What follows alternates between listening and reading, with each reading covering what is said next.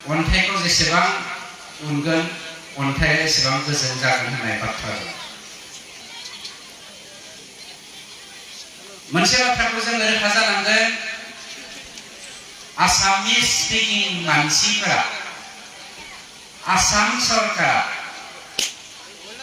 दिनै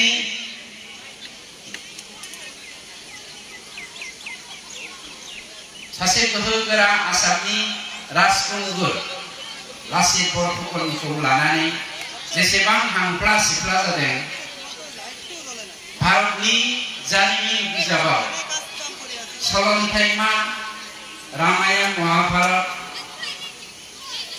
गांब्रै बेद, 22टा उपनिषद बेफोरखौ लानानै जारिमिन मोनसे रुजुनाय एबा सुजुनायनि जेसेबां हांफ्ला सिफ्ला जादों, आं हमदांदों, आंनि व्यक्तिगत मोन्दांथियाव हमदांनो हादों, बे बेलायाव जोंनि बर' हारिया एसे लेकिं जानानै दङ। जोङो बुङो जिसु ख्रीष्ट जोनोम जानायनि प्राय 5000 बोसोरनि सिगांनिफ्रायनो जोंनि बे बुरलुंबुथुर जौयेनावहाय रायजो जाबोदों। अब्ला जोङो बेवहाय 3000 बोसोरनिख्रुइबो बांसिन रायजो जाबोबाय बे हालामाव। बिनि हा, बिनि दै, बिनि बिफां लाइफां, बिनि बार गासैजोंबो जोंहा सोमोन्दो दङ। जायनि जाहोनाव बेदावनो होन, उपनिषदावनो होन, पुराणावनो होन, बा सलन्थाइमायावनो होन, जों बर'फोरखौ किरात, असुर, दानब, गुबुन गुबुन बुब्लियाव गुबुन गुबुन मुं होनानै मख'बोदों।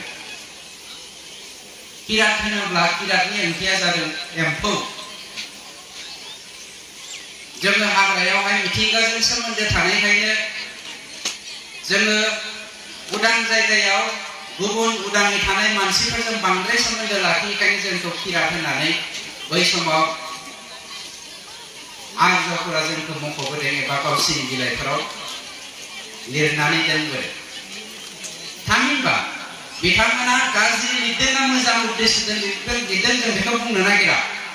किन्तु बर'फ्रा जे मिथिंगाजों सोमोन्दो दङ, बेखौ जिसु ख्रीष्ट जोनोम जानायनि प्राय 3000 बोसोरनि सिगांनिफ्रायनो जेब्ला आर्यफ्रा जोंनि भारत हादरावहाय, जोंनि आसाम हादराव बै समनि प्रागज्योतिषफोरा मोनसे समनि कामरुपावहाय फैनानै मख'लांदों, बेनिफ्राय रोखा जे जोङो आर्यफोर फैनायनि बहुद बोसोर सिगांनिफ्रायनो बैसागु बा बैसागिखौ जोङो फालिबोदों एबा बोथोरनि गोदान बोथोरनि बरायनायखौ जोङो फालिबोदों, जायखौ दिनैनि दिनाव जों ओरैनो रंजालि बैसागु होननानै बुंनो नागिरो।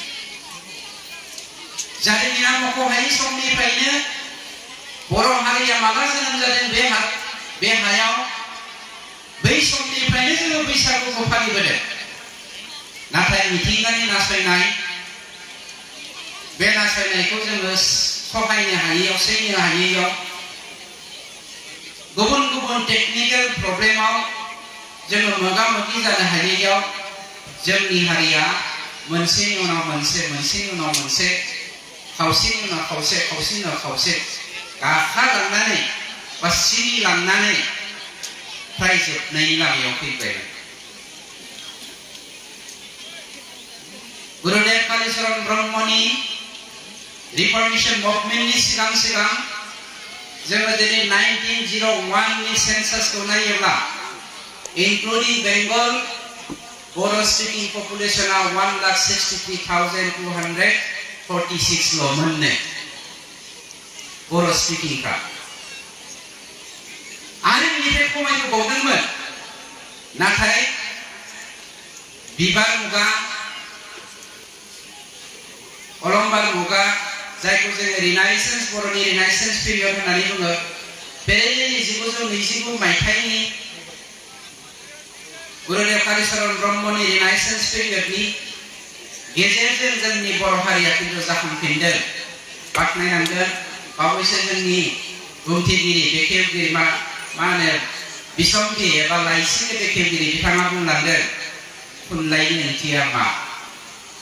थुनलाइ, बर' थुनलाइ आफादा जुदि जोनोम जायामोनब्ला आं दिनै गामसा गाननानै आर'नाइ लानानै अनसुलि बिमा माइनावफोरनि रिजि रिजि आखाइजों दांमोन दांमोन गाब गानाय गाब गोनां दखना आरो फास्रा आरो बिथांमोननि रैसुमै दाउ खौवौनिख्रुइबो दैसिन गारांजों फिसा आइ होननानै जोंखौ फोरोंनाय जा राव थुनलाइ बे थुनलाइफोरा जुदि जाखांनाय नङामोनब्ला जोङो दिनै गावखौनो बर' होनना सिनायनो हानाय नङामोन।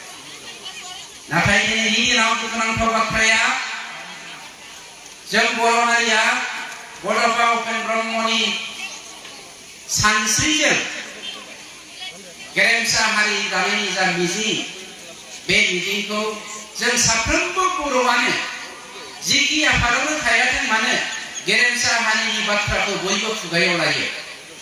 बियो बड'फा उपेन्द्रनाथ ब्रह्मनि प्रिन्सिपलखौ लायो लाया बेखौ जों बुंनो नागिरा। गेरेमसा हारि दानायनि सोदोबा बा मा होनो वर्डआ बा सेन्टेन्सआ साफ्रोमबो बर' बिमानिफ्राय जोनोम जानाय बर' फिसाफोरनि बिखायावनो जाखांबाय थाखायो।